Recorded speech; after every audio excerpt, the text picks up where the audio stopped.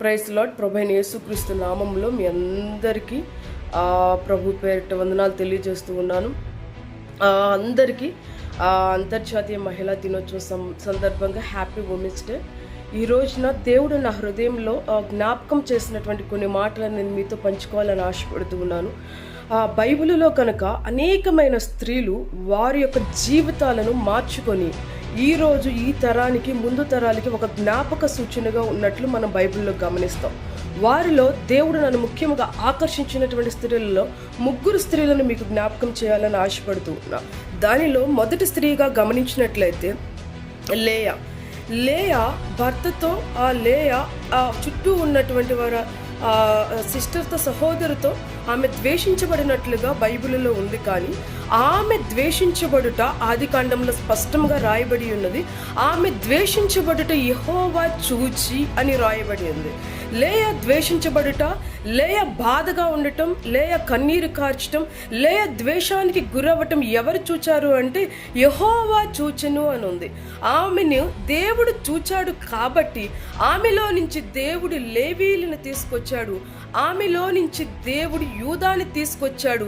యూదా జనాంగంలో నుంచి యేసుక్రీస్తు వారు ఈ భూలోకంలోకి వచ్చినట్లుగా మనం చూస్తూ ఉన్నాం.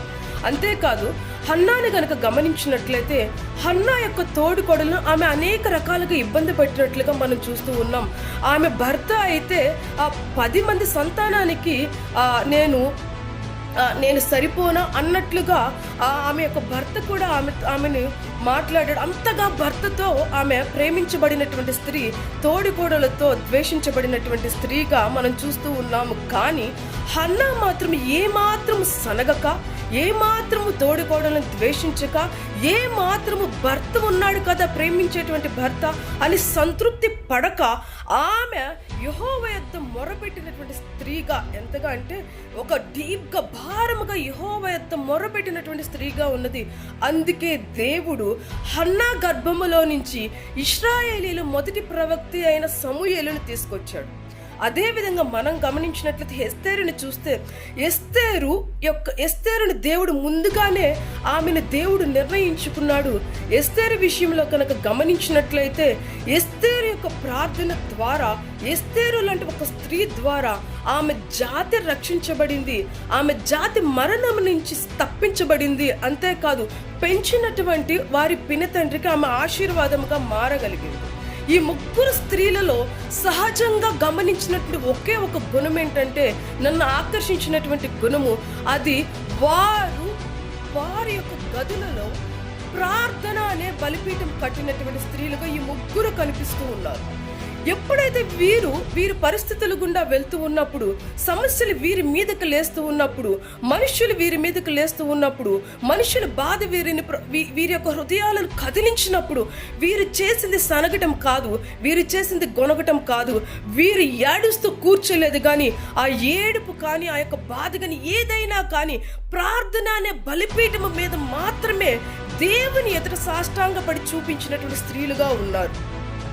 వీరి ద్వారా మనము నేర్చుకోవాల్సింది కూడా ఏంటంటే, ఎటువంటి స్థితిగతులు మనము వెళ్తూ ఉన్నా మనం ఒక లేయా వలె ప్రార్థన గది కట్టగలిగినట్లయితే, హన్నా వలె ప్రార్థన అనే బలిపీఠం కట్టగలిగినట్లయితే, ఎస్తేరు లాగా ప్రార్థన అనే బలిపీఠం కట్టగలిగినట్లయితే, దేవుడు వారి జీవితాలలో ఏ విధముగా వారి తరములోను, వారి తర్వాత తరములోను, మన తరములోను, మన ముందున్నటువంటి తరాలకు ఒక జ్ఞాపక సూచనగా దేవుడు ఉంచాడో, ఆ విధముగా దేవుడు మనల్ని మన తరాలకు, మన ముందున్నటువంటి తరాలకు, మన పిల్లల తరాలకు ఒక జ్ఞాపక సూచన కలిగినటువంటి బలమైన, దృఢమైన, ప్రార్థనా పరులైనటువంటి స్త్రీలుగా దేవుడు మనల్ని ఉంచాలని ఆశపడుతూ ఉన్నాడు.